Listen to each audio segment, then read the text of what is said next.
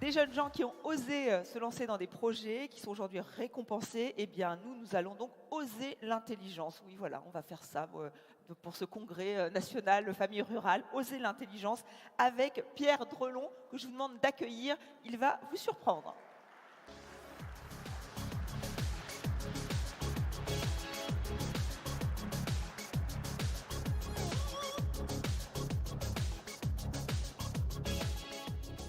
Donc Pierre Drelon qui ne vient pas seul, monsieur, vous aviez envie de participer. Bonjour, un badge, vous avez un badge. Ah, oui, j'ai le Donc badge. vous êtes quand même, Oui. vous êtes infiltré.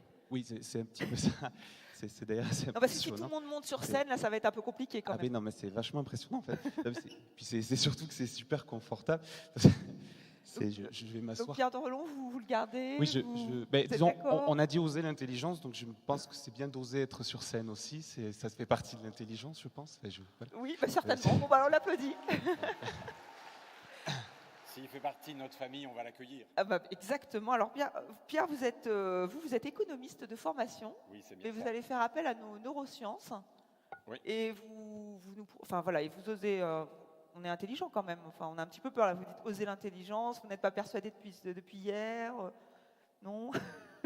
Alors c'est vrai que le titre peut paraître prétentieux. Pas que l'intelligence fasse mal, je vous rassure. Pas que l'intelligence nous amène à prendre des risques ou qu'il y ait des dangers.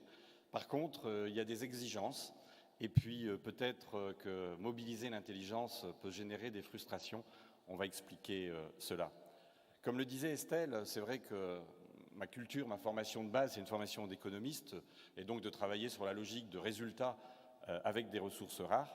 Et c'est vrai qu'avec la complexité du monde, on a un peu parlé hier, toutes les problématiques, si on le prend sur le plan global, de développement durable, de ressources renouvelables, de migration. On a parlé hier de troisième révolution industrielle avec le digital, le numérique, on y reviendra tout à l'heure. Mais aussi, ne l'oublions pas, les découvertes fantastiques. Depuis 30 ans, on n'a jamais tant appris sur le fonctionnement du cerveau. La troisième révolution industrielle, déclarée par la Commission européenne en 2007, se matérialise aussi par les progrès fantastiques en matière de connaissances sur le cerveau, sur l'intelligence. Quand on parle de neurosciences, ce sont les sciences du système nerveux central. Et c'est vrai que quand on est confronté à des problèmes complexes, et je ne parlerai pas de ce qu'on a déjà évoqué hier, la centralisation, la problématique des pouvoirs de décision, la métropolisation, mais aussi le réchauffement de la planète, les chocs climatiques, et puis les migrations, etc., la mondialisation d'une manière générale. Autant dire que les problèmes deviennent de plus en plus complexes. Et paradoxalement, cette complexité, et on l'a bien expliqué hier également, eh bien, elle rejaillit sur les territoires. Et face à la complexité, eh bien, on s'aperçoit qu'on a besoin de l'intelligence. Parce que résoudre un problème complexe, vous avez besoin de vous taire, vous avez besoin de vous poser, et vous avez besoin de commencer à réfléchir ensemble, et de l'intelligence collective. L'intelligence individuelle, la vôtre, celle que nous avons tous en chacun de nous, l'intelligence physiologique, c'est une intelligence qui permet de résoudre les problèmes compliqués. Quand on est face à des problèmes d'une autre nature, la complexité, on a changé de niveau, on a besoin d'intelligence collective. L'intelligence collective nous renvoie à l'idée, à la qualité relationnelle entre chacun de nous. Comment nous allons réussir à mobiliser cette qualité relationnelle qui va mettre en connexion les intelligences individuelles. Et à partir du moment où vous regardez le fonctionnement des groupes, là il y a la sociologie, eh bien vous apercevez que paradoxalement, eh bien les groupes ne respectent pas beaucoup des principes d'intelligence individuelle, auquel cas l'intelligence collective a du mal à être au rendez-vous, et les résultats encore moins. Je rappellerai que le résultat est une résultante, on a ce qu'on mérite. 13, c'est 10 plus 3. Si vous ne voulez pas 13, vous voulez 15, vous voulez 20, il faut changer ou 10, ou plus, ou 3. Qu'est-ce que nous allons changer? Qu'est-ce que nous allons transformer pour modifier le résultat? Le résultat est une résultante. Donc forcément,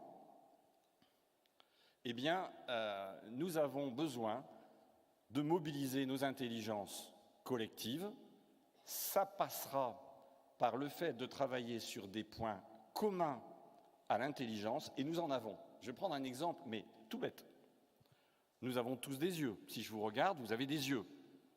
Qu'on soit jeune, moins jeune, homme, femme, de telle région, de tel territoire ou d'autres régions ou d'ailleurs, d'une nationalité différente ou d'une langue différente, tout le monde a des yeux pour voir, regarder, observer, etc. Et ces yeux, qui ont la même fonction, sont reliés de la même manière aux mêmes zones cérébrales qui vont décoder l'information.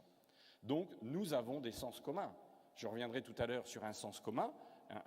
Nous avons tous un cœur. Un arrêt du cœur, c'est un arrêt du cerveau, et un arrêt du cerveau, c'est un arrêt du corps. Cette fameuse règle des 3 C, le cœur, le cerveau et le corps.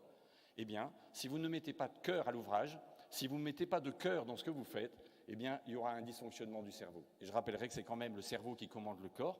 Et si vous avez des attentes en matière d'attitude et de comportement, c'est-à-dire de ce que vous allez faire avec votre corps, vos mouvements, vos bras et vos jambes, eh bien, ça passe par le cerveau. Donc, il y a des points communs. Et pourquoi on a besoin de ce cerveau? Pour s'adapter, pour innover, pour anticiper, pour créer. Et cela, ça va nous permettre d'être créatifs plutôt que réactifs, d'anticiper et de créer. Et pourquoi il faut anticiper et créer? Eh bien, pour pouvoir s'adapter à l'évolution du monde. Ou créer le monde. À partir de ce moment-là, eh bien, c'est vrai que oser l'intelligence, pourquoi il faut oser l'intelligence? Parce que ça va nous confronter à nos habitudes, à nos routines. On a toujours fait comme ça, alors on continue. Ce qui a marché hier va marcher demain. Sauf que ces hypothèses-là sont des vraies inepties, parce que ça suppose que l'environnement est stable. Or, l'environnement n'est pas stable. Donc, oser l'intelligence, c'est oser la remise en question, c'est oser des dérangements, c'est oser le changement des habitudes, c'est oser bousculer les routines. Et c'est remettre en cause nos croyances et nos certitudes qui sont au cerveau, ce que les virus sont à l'ordinateur. Ça crée des bugs. Alors, qu'est-ce qui caractérise notre environnement et pourquoi on a besoin de s'adapter? Pourquoi on a besoin d'anticiper, de créer, d'innover? C'est le thème de votre colloque. Eh bien, parce que notre environnement a beaucoup changé. Alors, ceci étant, je ne devrais pas dire ça, parce que ce n'est pas le changement qui caractérise l'évolution de notre monde. Il y a toujours eu des changements.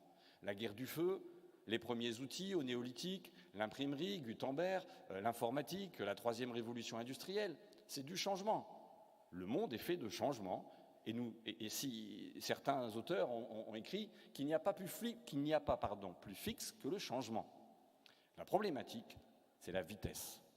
La problématique, c'est qu'on a une augmentation de la fréquence des changements, et quand vous regardez sur les chiffres, on a une courbe de type exponentielle. La problématique, ce n'est pas le changement, c'est que ça bouge de plus en plus vite, et ce qui était vrai avant-hier est déjà dénoncé hier, et on a déjà inventé un truc cette nuit qui va nous amener à devoir faire autrement demain. Donc la problématique, c'est une vitesse. Et cette vitesse, eh bien, elle va nous créer un certain nombre de dysfonctionnements. Et chez l'être humain, ces dysfonctionnements vont se développer, enfin vont générer des méfiances, des résistances, des craintes, des doutes, des peurs, des angoisses. Et on ne va pas oser aller de l'avant. Alors je vais prendre 2-3 exemples pour que vous compreniez bien de quoi il s'agit. On a des outils technologiques qui nous permettent d'aller plus vite et du coup de passer notre temps sur l'essentiel. C'est étonnant dans nos organisations de voir le manque de temps disponible. Les gens n'ont plus le temps de rien. On n'a plus le temps d'aller se voir, on n'a plus le temps d'échanger, etc. D'un côté, on a des outils qui nous permettent d'aller plus vite et de l'autre côté, on a l'impression qu'on est en train de massacrer le temps.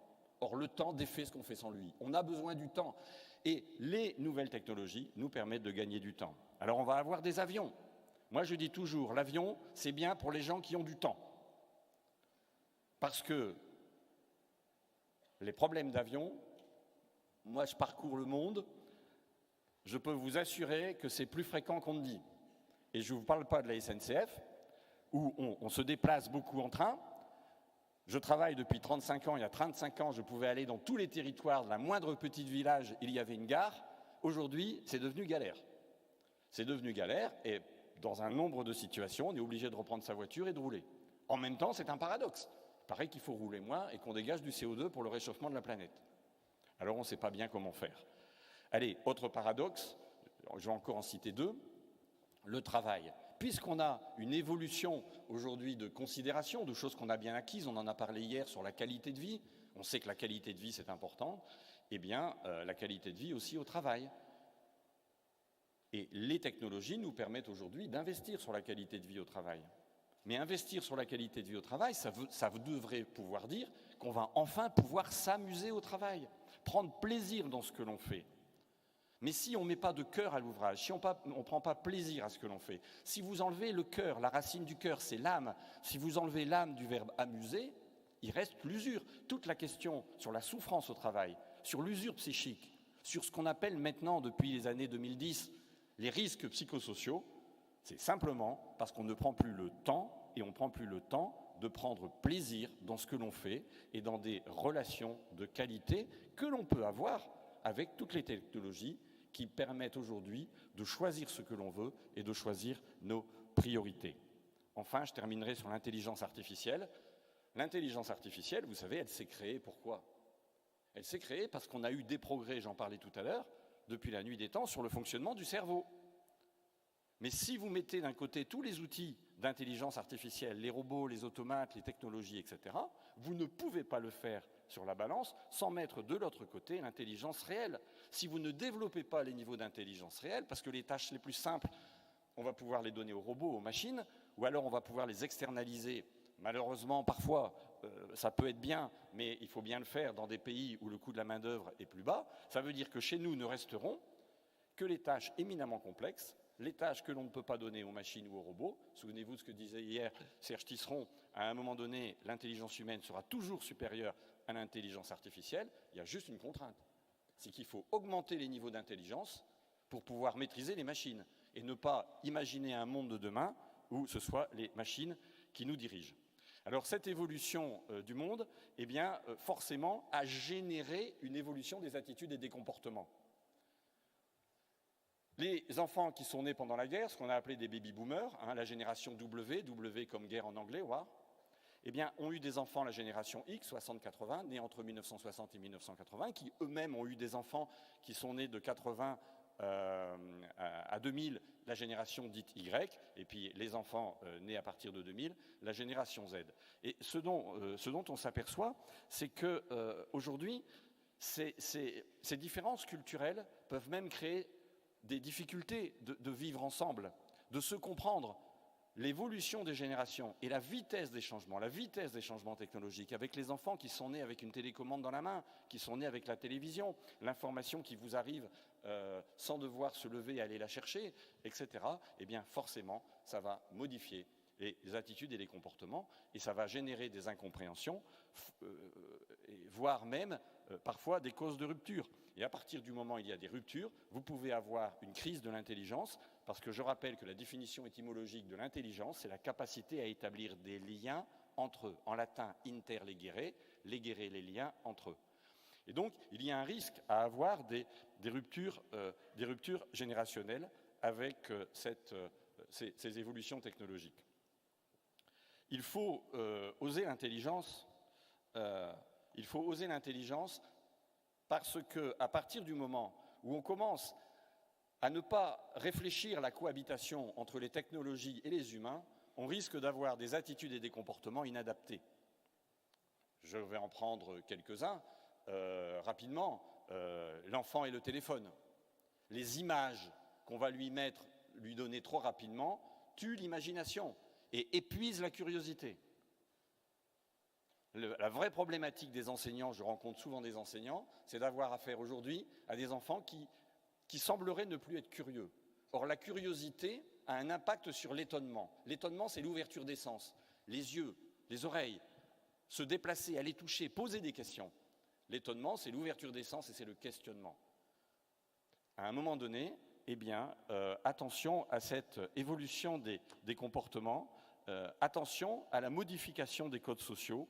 Et je pense que nous sommes condamnés à apprendre à bien utiliser ces comportements, à bien utiliser ces technologies. Il ne s'agit pas d'être contre le téléphone ou les mails. Mais regardez, souvent je prends l'image, c'est comme si hier matin on n'avait pas de voiture. On a inventé la voiture, l'automobile, le moteur à explosion hier dans la journée. On les a fabriqués cette nuit et ce matin, on a équipé la population entière de voitures. On a juste oublié de définir un code de la route. Et si vous voulez imaginer les technologies et voir à quoi ça ressemble, eh bien, c'est des gens qui vont utiliser le téléphone, les mails, les robots, les automates, sans vraiment avoir appris à l'utiliser. Hier, j'ai entendu certains intervenants évoquer la nécessité de la formation. Le tout, ce n'est pas d'avoir une intelligence artificielle, c'est d'apprendre à l'utiliser. Voilà. Et donc, face à cet environnement en changement, à la fois les défis qui nous sont posés, les challenges et les enjeux, développement durable, réchauffement de la planète, etc., mais aussi de retrouver du contact au plus proche, eh bien, vous n'avez qu'une seule manière de vous en sortir si on veut rester la tête sur les épaules et les pieds sur terre, c'est l'humanité. L'humanité, ça veut dire que spontanément, nous allons devoir remettre du cœur dans le cerveau. Nous allons devoir réveiller ou éveiller l'intelligence parce que, vous savez, au risque de vous provoquer, et on est déjà là dans une illustration de pourquoi oser l'intelligence, le vrai problème, c'est que l'homme n'est pas bon. Je ne pense pas que l'homme soit bon. Certes, il peut le devenir, certes, ça dépend de lui, mais fondamentalement, quand même, l'histoire de l'humanité ne peut pas nous rassurer sur ce coup-là, naturellement et spontanément. Excusez-moi, en fait, vous venez de dire actuellement que l'homme n'est pas bon, c'est ça? J'ai bien dit ça. Oui, ok. Alors, en fait, si j'en crois vos propos, en fait, vous voulez dire qu'on est tous cons? Moi, je le vois quand même un peu comme ça. J'ai envie de vous dire quand même quelle est cette ineptie. Qui êtes-vous en fait pour parler comme ça? Enfin, voilà. Non, parce que c'est vrai que si on regarde rien que dans cette salle, déjà bon, les gens ils vous écoutent, donc déjà ils sont bons. Et en plus, voilà. Tiens, rien que Madame Estelle, là, vous n'allez pas dire qu'elle n'est pas bonne. Quand je parle de bonne, ouais, je parle de votre professionnalisme. Voilà. Voilà. Et puis même tous ces gilets bleus là, qui ont organisé tout ce congrès, les bénévoles, les salariés de familles rurales. Voilà, vous ne pouvez pas dire que non, c'est pas possible. Vous pouvez pas dire que les gens ne sont pas bons. Rien que là, il y a le couple d'amoureux là, juste là, au troisième rang là, voilà, qui se tiennent la main. Oui, tout le monde regarde. Désolé. Voilà, ils sont bons. Enfin, voilà, ne me dites pas ça. Oui, je comprends comment il peut être nécessaire d'illustrer ce propos. Merci. Dans l'histoire de l'humanité, notre cerveau a d'abord été reptilien. C'est la survie, c'est les mécanismes de défense. Le cerveau reptilien, c'est l'archicortex, 200 millions d'années. Honnêtement, c'est l'animal qui est en nous. C'est toujours grâce à ce cerveau que vous savez utiliser que vous respirez.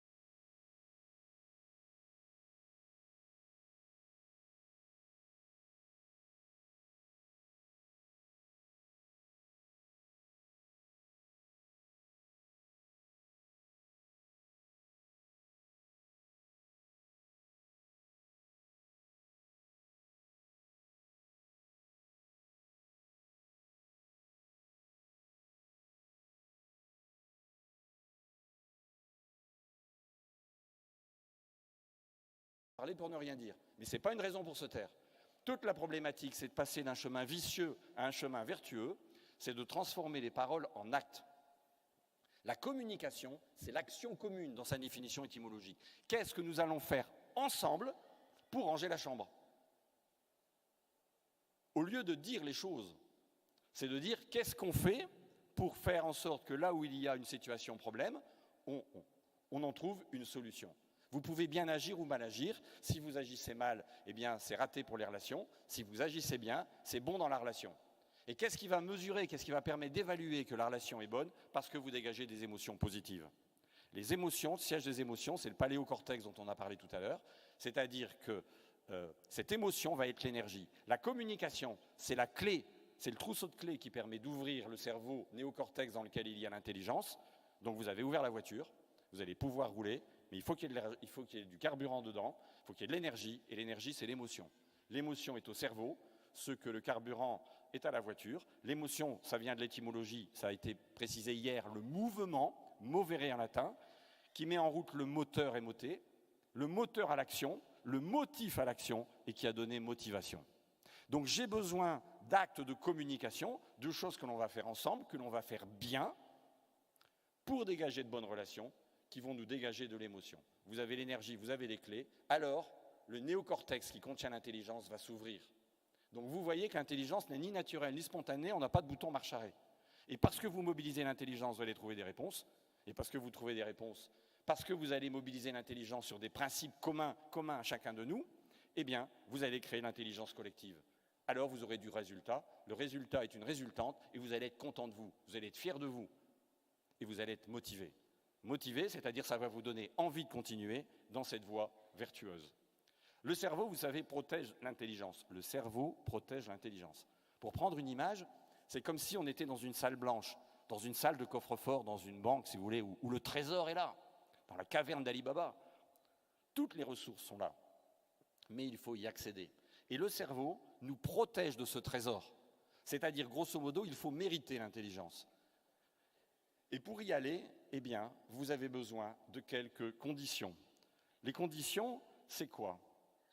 Le sens, la finalité, les objectifs, les enjeux, les challenges, les enjeux et les défis.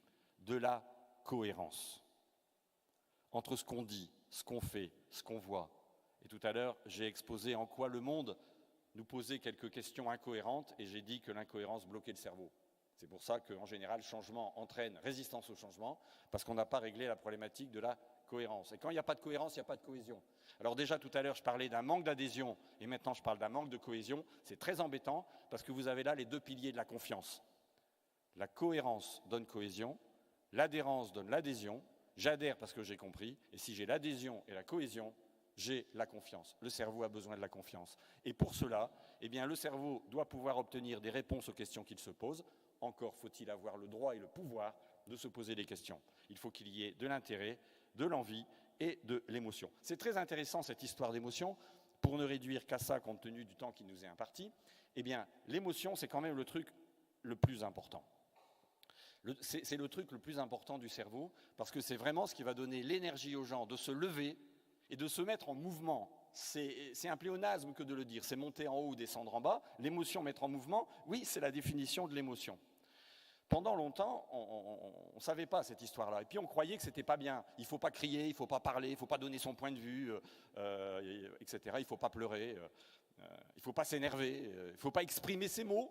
Bah, du coup, si vous ne les exprimez pas, vos mots, vous allez développer de la maladie. Le mal a dit, les mots ont dit ce que vous n'avez pas dit. La définition étymologique de la maladie, c'est parce que, curieusement, les gens n'auraient plus le droit de parler. Les gens ne s'exprimeraient plus. Il y aurait des cloisonnements, des fonctionnements dans les organisations trop hiérarchiques. Hier, on avait des chefs, le chef donne l'ordre et le pas chef s'exécute. Après, on a parlé de responsable, donc il y a celui qui est responsable et les autres ne sont pas responsables. On voit bien que ces modèles de chef et de responsable, aujourd'hui, ne fonctionnent pas parce qu'il faut développer la capacité à s'exprimer. Donc au début, dans les émotions, on a identifié 4 émotions de base, la joie, la peur, la colère et la tristesse. Quelques temps plus tard, on en a trouvé 2 de plus, la surprise et le dégoût. Aujourd'hui, on en a une 50aine. Et si vous allez sur Internet et que vous tapez palette des émotions en moteur de recherche, vous allez trouver cette 50aine. Puis les chercheurs ont trouvé qu'il y avait une cohérence dans ces émotions. Et en fait, c'est très très intéressant. Et c'est bizarre, ça représente comme un diamant. Et la combinaison des émotions crée les sentiments. Et quand vous regardez ces diamants, forcément, les chercheurs ont cherché à savoir ce qu'il y avait au cœur du diamant, au cœur du noyau. Et au cœur du noyau, il y a l'essentiel. D'ailleurs, dans l'essentiel, il y a sens. Il y a l'essentiel, et je vous le donne en mille, c'est l'amour. Ça veut dire qu'il ne peut pas y avoir d'intelligence sans amour. L'exigence la plus forte de l'intelligence, c'est de l'amour. Nous sommes condamnés à développer l'amour dans tout ce que nous faisons. Alors condamner est un verbe qui ne me plaît pas, je vais le dire de manière positive. Nous sommes engagés à mettre de l'amour dans tout ce que nous faisons, sinon il y a blocage de cerveau. Excuse-moi. Donc en fait, c'est intéressant. Ouais, j'ai envie de dire, comme disait Pierre Mortet, c'est pas Pierre Drolon, c'est cela, oui. Donc en fait, juste ce que je dis, c'est que d'après ce que je viens d'entendre, vous me dites qu'on va carrément à la recherche de l'amour, c'est ça? Si j'en crois vos démonstrations, hein. Là, parce que, alors là, j'ai bien envie de dire, donc après, l'amour est dans le pré, voilà, l'amour est dans famille rurale. Madame Estelle, vous voulez pas présenter cette émission-là? Ça peut être super intéressant. Ou alors, après mythique, famille rurale. Pourquoi pas? Ah ouais, voilà. Non, mais pourquoi pas, c'est très intéressant. On parlait d'innovation. Hein. Oui, c'est ça. D'ailleurs, je pense que le couple d'ailleurs que j'ai cité tout à l'heure, il ne me dira pas le contraire, hein, le couple d'amoureux là-bas. On semble d'accord. Ouais, voilà. Merci. En effet, il y a un principe de réalité. Vous êtes tous le fruit d'un acte d'amour. J'espère qu'il y avait de l'amour dans cet acte d'amour, mais nous sommes tous le fruit d'un contact. En matière humaine, il n'y a pas de fécondité sans contact. C'est la qualité du contact qui va générer ce que l'on va pouvoir faire avec cette intelligence. Donc si vous reprenez le schéma, au cœur, il y a l'expression, et il est important de s'exprimer, de favoriser l'expression. Les lois Auroux, quand j'étais étudiant, on apprenait les lois Auroux, c'est le ministre du Travail de l'époque qui avait développé les lois sur l'expression des salariés. C'est-à-dire, le problème, ce n'est pas forcément de régler le problème, mais c'est au moins de poser le problème. Qui n'a pas dit qu'un problème bien posé est à moitié résolu, il faut l'exprimer. Maintenant, le problème, ce n'est pas de l'avoir exprimé, c'est qu'est-ce qu'on fait derrière. C'est la communication, action commune, je me répète. Et de le faire de manière positive, c'est-à-dire de faire en sorte que cette communication génère de bonnes relations, alors vous entrez dans l'intelligence. Et pourquoi vous entrez dans l'intelligence? Pour faire deux choses. Pour développer la capacité à apprendre. Alors ce qui est intéressant, c'est apprendre, la définition étymologique du verbe apprendre, c'est-à-dire que l'acte d'apprentissage nécessite que je me bouge et que j'aille chercher. On ne peut pas apprendre à la place d'un autre. Et je vais apprendre pourquoi? Pour en faire quelque chose. Le problème, ce n'est pas ce que vous avez appris. Le vrai problème, c'est qu'est-ce que vous faites de ce que vous avez appris. Sinon, le cerveau va vite l'oublier. Parce qu'il va se dire, hier, tu as appris un truc, tu n'en as rien fait, et au gré des nuits qui vont se passer, il va effacer ce que vous avez appris. La problématique, c'est d'utiliser ce qu'on a appris dans, on va dire bêtement, un plan d'action, pour le mettre en action, alors vous allez développer des compétences. Et c'est parce que vous allez développer des compétences, je vous invite à retrouver le dernier cercle concentrique qui n'est rien d'autre que la planète, c'est parce que vous allez développer des compétences et des compétences nouvelles que vous allez pouvoir répondre aux enjeux, aux challenges et aux défis de la planète. Ne vous posez pas de questions métaphysiques sur l'intelligence, parce que vous pourriez me dire, et souvent on m'oppose le fait, alors maintenant, il faudrait apprendre comment fonctionne le cerveau. Non. Faites confiance à l'être humain. Faites confiance à la vie. Le cerveau, il est dans une boîte fermée. Je parlais tout à l'heure d'une salle blanche. Il est comme dans un coffre-fort. La nature humaine a très bien fait les choses. Ça veut dire que derrière, vous n'avez pas besoin de rentrer dans cette boîte noire. Le cerveau sait bien faire les choses. Le problème, c'est que le cerveau a besoin d'un prérequis. Vous le connaissez maintenant, l'expression, la communication, la relation et l'émotion. Sinon, vous n'arrivez pas à ouvrir le coffre-fort. Et puis, ça c'est en amont. Et en aval, vous avez besoin de quoi? Vous avez besoin d'apprendre, de faire l'effort d'apprendre. C'est là où il faut oser l'intelligence. Oui, c'est pas confortable. Oui, ça ne nous tombe pas du ciel. Et la vraie problématique, c'est plus on va mettre des outils technologiques qui vous donnent l'information, qui donneront l'impression de tomber du ciel, plus ça va nous freiner dans l'idée de se déplacer, de se bouger et d'aller chercher l'information. Hier, il fallait aller chercher ses horaires de train. Eh ben, aujourd'hui, vous ouvrez votre smartphone et vous avez les horaires de train. Mais ce n'est pas une raison pour ne pas se bouger. Aujourd'hui, l'intelligence artificielle va augmenter les fonctions sédentaires. On va rester assis devant son écran d'ordinateur. N'oubliez jamais qu'un écran, c'est un écran. Et à rester assis, l'homme n'est pas prévu pour être assis. Donc, il faut faire les choses de la manière la plus courte possible. Et j'essaye d'aller vite dans mon propos. Mais nous sommes faits pour être debout. Et c'est pour ça qu'on a des problèmes de circulation sanguine, c'est pour ça qu'on a des problèmes cardiaques, c'est pour ça qu'on a des problèmes de dos, parce que nous sommes trop souvent assis. Nous avons besoin d'agir. Mais l'élément le plus important, c'est qu'on a besoin de créer un environnement apprenant. Et cet environnement apprenant, je ne vais pas lire tout ce qui est écrit sur le tableau, c'est grosso modo d'un univers qui rassure. L'homme a besoin d'être rassuré. Parce que depuis que nous sommes venus au monde, les psychologues ont défini cela par l'acte traumatique de la naissance, eh bien, nous avons peur et nous sommes fondés sur des craintes et des angoisses. Et nous avons peur de mourir. Et à partir de ce moment-là, l'homme doit être rassuré. Et la problématique de l'apprentissage, c'est qu'il ne va pouvoir s'exercer que dans un environnement apprenant. Et cet environnement apprenant, eh bien, si vous regardez bien, il n'y a pas de raison d'en avoir peur, je vous le disais tout à l'heure, ça n'est que du bien, du beau et du bon, c'est du respect et c'est de la bienveillance. Et c'est parce que l'on va être dans cet environnement apprenant qu'on va pouvoir avoir les 4 piliers de l'apprentissage, c'est-à-dire éveiller et réveiller sa curiosité, qui ouvre les sens et qui développe de l'attention. Les enseignants aujourd'hui, avec les enfants, observent des troubles de l'attention. Il y avait hier un congrès à la Salpêtrière sur les troubles de l'attention et de l'hyperactivité et sur le manque de curiosité des jeunes enfants. L'engagement actif, le fait de se bouger et de se mettre en mouvement, le retour d'informations, ça c'est important parce qu'on sait que le cerveau, dans les mécaniques du cerveau, je ne peux pas vous expliquer toutes les mécaniques du cerveau, mais sur le site de Famille Rurale, vous retrouverez un document que j'ai écrit qui va au-delà du temps que je passe ici dans cette conférence pour retrouver l'ensemble des éléments de détail du fonctionnement du cerveau.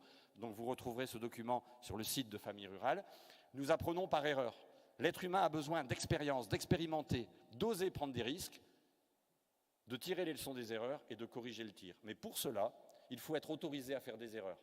Tout champion sportif qui atteint des performances, c'est parce qu'il s'est entraîné. Et il fait quoi dans ses entraînements? Eh bien, il essaye des alternatives. Il fait ci, il fait ça, il essaye comme ci, il essaye comme ça, il voit ce qui marche et ce qui ne marche pas, et il en déduit par un jeu analogique de comparaison quelles sont les bonnes solutions. Alors il va produire des performances. La définition étymologique de la performance, elle nous vient de l'anglais, c'est la belle histoire. Une performance en anglais, on va vous dire par exemple dans un spectacle, dans un pays anglo-saxon, que pendant la performance, on vous demande d'éteindre votre téléphone mobile. On parle bien de performance, c'est un spectacle, c'est une belle histoire, c'est une représentation. Si on veut des résultats, il faut que nos activités communes soient des performances. Et évidemment, derrière, eh bien, en fonction de ces erreurs, des leçons qu'on tire de tout ça, qu'on élabore des plans d'action, d'évaluation. L'évaluation, c'est la recherche de la valeur. Et de rendre à chacun sa valeur, la valeur à laquelle il a contribué. Et cette recherche de la valeur, elle va être développée dans des entretiens, en face à face. Si vous prenez le verbe entretenir, je vais le prendre dans un usage tout à fait particulier, vous portez votre voiture à l'entretien, elle va mieux après qu'avant. Sinon, vous changez de voiture ou vous changez de garagiste. Donc grâce à un entretien, je vais parler par exemple d'un entretien professionnel, ça va mieux après qu'avant. Et qu'est-ce qu'on parle dans un entretien? De la valeur, de l'évaluation. Et parce qu'on va parler de la valeur, on va être dans un terrain de confiance pour pouvoir corriger le tir et parler de nos plans d'action. Voilà, 4 piliers dans l'apprentissage. L'attention, l'engagement actif, le retour d'information et les signes de reconnaissance, la consolidation, les plans d'action, l'évaluation, la correction. Si le cerveau ne trouve pas ces 4 dimensions, il ne peut pas apprendre, il ne peut pas se réappréhender en latin, se réapproprier. Donc il n'y a pas de mémorisation. Vous comprenez dès lors que l'intelligence ne se décrète pas, elle se gagne. Le problème, ce n'est pas de rentrer dans l'intelligence et de chercher à comprendre comment elle marche, c'est rendre les conditions d'un environnement apprenant, les conditions, les prérequis qui permettent à l'intelligence de se mettre en mouvement. Donc l'intelligence donc se gagne, c'est ça? Elle se gagne. Ah Elle n'est ni naturelle ni spontanée. Ah, c'est super complexe votre truc là. Là, j'ai l'impression d'être dans un film, là, James Cameron, là, Avatar, tout ça, ou dans le roman de Kafka. Là, ah, ça me fait penser, c'est marrant. Non, alors, si j'ai bien compris, dans ce que vous venez de dire, parce que j'ai noté un petit peu, donc, en fait, on a dans notre cerveau une carte interne.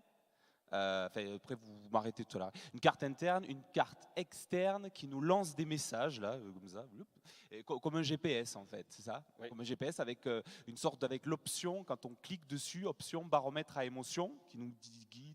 Oui, d'ailleurs, il ne faudrait pas que ce soit une option. Ah oui, d'accord, ok. Et en fait, après, avec un bilan final de notre parcours. Donc, en fait, en gros, c'est comme dans un jeu vidéo d'aventure. En gros, je suis Super Mario Bros. Et après, je franchis mon niveau de difficulté. Je veux aller, par exemple, chez moi, à la fin là, de ce congrès. Donc, c'est ma carte, là, je dirais ma carte externe. Et puis, je veux... mais comme je suis dans cette salle, c'est ma carte interne, c'est ça? C'est ça.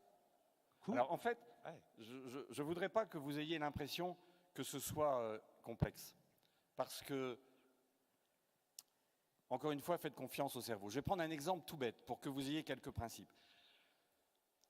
On parle d'environnement interne et externe, de carte interne et de carte externe. À l'issue de cette matinée, vous sortirez de la pièce parce que vous avez un objectif. Sortir de la pièce pour rentrer chez vous, pour aller prendre ensemble le déjeuner, marcher à Véronée, etc. Et vous avez une vision globale de l'environnement parce que vous savez où vous allez aller. Le cerveau n'aime pas si vous ne savez pas où aller. Mais pour aller dans cet environnement externe, il faut d'abord et avant tout avoir une vision interne de l'environnement. OK, sur la carte interne et la carte externe. C'est-à-dire une vision globale de la pièce qui va être bornée par le périmètre et par les murs de cette pièce. Donc j'ai environnement externe, environnement interne. J'ai le cadre et le périmètre de la pièce qui va me permettre de saisir les opportunités, parce que la vie offre toujours des opportunités, mais il faut savoir les saisir. C'est la porte pour sortir ou pour rentrer. Mais si vous n'avez pas cette opportunité, en clair, ce n'est pas que vous ne l'avez pas, c'est que vous ne l'avez pas vue. Celui qui ne sait rien voir, ne sait rien éviter, tout lui arrive. Celui qui ne sait rien voir, ne sait rien éviter, tout lui arrive. Avoir de la vue. Tu vois ce que je veux dire ? Mais je ne peux pas voir les portes si je n'ai pas une vision globale et un cadre. En tant que responsable d'une équipe qu'on emmène quelque part, eh bien la responsabilité, c'est de donner une vision globale externe, une vision globale interne, pour percevoir le cadre et en déduire les opportunités. Alors, vous allez pouvoir repérer les obstacles. Les escaliers peuvent être des obstacles, comme une opportunité. Les chaises, vous n'allez pas bousculer les chaises, passer au-dessus, vous n'allez pas marcher sur votre voisin. Vous allez donc repérer, en ayant en interne repéré les obstacles, vous allez repérer votre espace de liberté et vos plans d'action pour cheminer par où vous voulez, en autonomie et en liberté, vers les portes que vous aurez perçues parce que vous avez compris les règles du jeu, vous avez compris le cadre et les limites. C'est Françoise Dolto qui disait en son temps, celui qui n'a pas perçu le cadre ne perçoit pas les limites. Entendez par cadre les règles du jeu.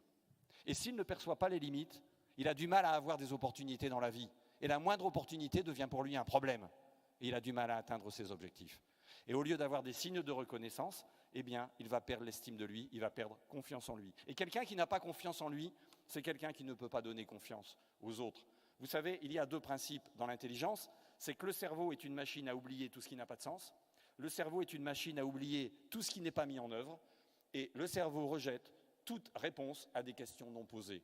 Si je n'ai pas posé le problème, ou si je ne dispose pas des éléments essentiels, vision externe, vision interne, le cadre, les opportunités, les obstacles et les espaces de liberté dans lesquels tu vas développer tes initiatives, tu vas être force de proposition, tu vas oser imaginer, innover et créer, eh bien, si le cerveau n'a pas ces éléments-là, de manière automatique et complètement inconsciente, le cerveau va empêcher de donner les ordres au corps et ne va pas générer les attitudes et les comportements requises.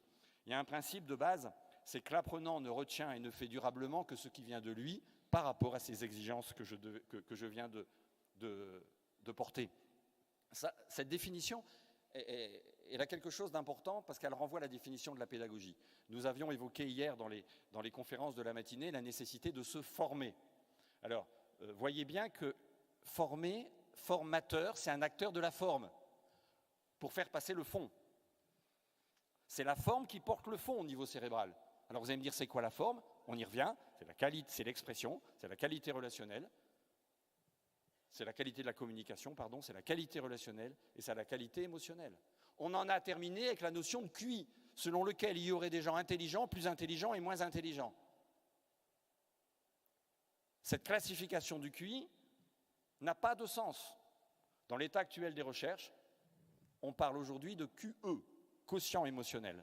Et nous avons l'intelligence de nos émotions. C'est très rassurant parce que tout le monde est intelligent. Parce que nous avons tous la possibilité d'extérioriser nos émotions par une qualité relationnelle et une qualité de la communication. Ça ne dépend que de vous. Et c'est là où il faut oser. Donc l'apprenant ne retient et ne fait durablement que ce qui vient de lui. Vous avez là la définition de la pédagogie. La pédagogie, ce n'est pas de donner la connaissance à quelqu'un. Avec ça, vous faites de l'infobésité, vous assommez les gens. L'information tue l'information, comme l'image tue l'imagination. Par contre, l'acte de la pédagogie, c'est d'amener les gens à aller vers l'information et à apprendre, se réapproprier. Dans l'acte pédagogique, je donne envie d'apprendre. Et la mémoire fonctionne comme ça. On arrive au terme de notre conférence bientôt, et donc encore une fois, respecter les prérequis en amont. Je me répète, mais vous savez qu'en matière de pédagogie, il faut répéter. La répétition fixe les notions. Le cerveau a besoin de ça aussi, hein, et tout parent sait qu'il faut répéter, répéter, répéter. Eh bien, les prérequis, c'est qualité de l'expression, qualité de la communication, qualité de la relation et qualité émotionnelle, en amont. Et en aval, c'est mettre en œuvre des plans d'action pour mettre en œuvre ce que l'on a appris. Qu'est-ce que je fais de ce que j'ai appris? Et à partir de là, après, eh bien, le cerveau, il faut juste l'entretenir. L'entretenir, c'est des choses simples. Le fonctionnement du cerveau, il remet de l'ordre dans tout ce qui a du sens et tout ce qui n'a pas de sens. Il recrée de la réénergétisation cellulaire. Il fait le tri dans les informations. La nuit, on ne dort pas pour se reposer. On dort pour donner le pouvoir au cerveau de mettre de l'ordre dans le disque dur. Et donc, il est important de travailler sur la qualité du sommeil. Les enseignants vous disent aujourd'hui que les enfants arrivent le matin en classe et ils sont épuisés. Pourquoi? Trop d'écran la veille au soir. Et si vous lisez les ouvrages de Serge Tisseron, vous apprendrez que pas d'écran, une demi-heure ou une heure avant d'aller dormir. Pas d'écran, c'est pas que des jeux vidéo, hein, c'est pas de téléphone et c'est pas de télévision non plus. C'est du calme, du silence, de la paix. La sérénité, le calme, la sérénité, le silence, la paix sont la respiration du cerveau. Respirer. La qualité de l'alimentation, la qualité de l'hydratation, un bon réseau social et familial, prendre plaisir dans ce que l'on fait, s'amuser dans ce que l'on fait, et des exercices physiques adaptés et réguliers, parce que quand vous stressez, le stress, c'est un mécanisme de défense qui prépare l'individu à la lutte ou à la fuite. C'est un déplacement de la masse sanguine, là où on en a le plus le cerveau, vers les muscles des membres supérieurs, les bras et les jambes, pour permettre à l'individu de lutter ou de fuir. Ça a permis à l'être humain d'être encore là aujourd'hui. Donc le stress n'est pas une mauvaise chose. Ce qui est une mauvaise chose, c'est quand le stress n'est pas réalisé, ou quand vous êtes dans des seuils d'instabilité, vous stressez tellement qu'à un moment donné, il n'y a plus assez de sang dans le cerveau, parce que vous n'avez pas réalisé le stress. Et pour le faire trop court, mais le sang dans le cerveau, c'est le liquide de refroidissement. Les informations, elles passent dans les neurones, et autour des neurones, vous avez le sang qui véhicule l'eau, l'oxygène, etc. Ça fait office de liquide de refroidissement. Et quand vous êtes au-dessus d'un seuil d'instabilité, eh bien, vous pétez les plombs. To burn, I burn, burn. Par exemple, le burn-out, on a parlé de la dépression tout à l'heure. Mais il y a ici le burn-out, il y a aussi le bore-out, c'est-à-dire faire un travail qui n'a pas de sens ou s'ennuyer au travail. Évidemment, les toxiques, alcool et drogue, et puis les écrans, on en reviendra tout à l'heure, du bon usage des écrans. Je ne suis pas contre l'intelligence artificielle, je ne suis pas contre les écrans, mais je pense que comme la voiture, on a appris à conduire et on a un code de la route, il est important de définir un bon code de la route des écrans, et il est important par rapport à ce code de la route des écrans de développer des compétences pédagogiques à chaque fois que l'on va mettre de l'intelligence artificielle dans les mains de quelqu'un, sinon c'est la machine qui va commander la vie et c'est plus la vie qui va commander la machine. Voilà. Et c'est parce que vous allez respecter ces principes que vous allez... C'est parce que vous allez respecter ces principes que d'un seul coup, cette intelligence va se libérer. On aurait pu aussi et dans certains documents du Congrès, ça a été imprimé comme ça, libérer l'intelligence. Si vous respectez ces principes que j'ai évoqués là ce matin, vous libérez l'intelligence. Donc la problématique, c'est de libérer cette intelligence, parce que plus vous allez libérer l'intelligence, souvenez-vous de mon chemin vertueux tout à l'heure, plus vous allez développer des motivations. La motivation n'est pas une cause. Moi, j'entends souvent dans des structures qui veulent recruter des gens, il faut recruter des gens motivés. Non, non, non, non. Les gens qui sont motivés à venir, c'est qu'ils sont motivés à partir de là où ils sont, ou à quitter une situation. Par exemple, ils sont demandeurs d'emploi et ils veulent quitter leur situation de demandeur d'emploi, ils sont motivés pour ça. Mais ils ne sont pas motivés pour travailler avec vous. Il faut arrêter de penser ça. Par contre, est-ce que votre environnement est apprenant? Est-ce que vous allez développer ces qualités dont on a parlé tout à l'heure? Parce que si vous les développez, vous allez générer de la motivation. Donc la motivation est une conséquence. Si vous y mettez du cœur, le cerveau fonctionne, et si le cerveau fonctionne bien, vous avez des attitudes et des comportements que vous saurez reconnaître, ça va développer des signes de reconnaissance, de l'estime de soi, etc., etc., et les gens vont être motivés. Soyez générateur de motivation. Moi, je suis justement super motivé donc, parce que je viens de recevoir un texto d'Isabelle Sudre en fait, qui me dit qu'il y a le marché producteur de pays en fait, juste à côté, là j'ai un peu faim. Et je suis super motivé, parce qu'en fait, d'ailleurs, je vous conseille les farsous, c'est super bon, hein, ceux qui ne connaissent pas. Donc voilà, donc, il y a tout ça, il y a le marché de producteurs terroir. J'espère que vous avez fini, parce que bon, il est quand même 11 heures. Voilà, et que bon, et c'est surtout que là, quand j'entends marché producteur de pays, mon cerveau, il émerge, il y a du sens, vous voyez. Donc voilà.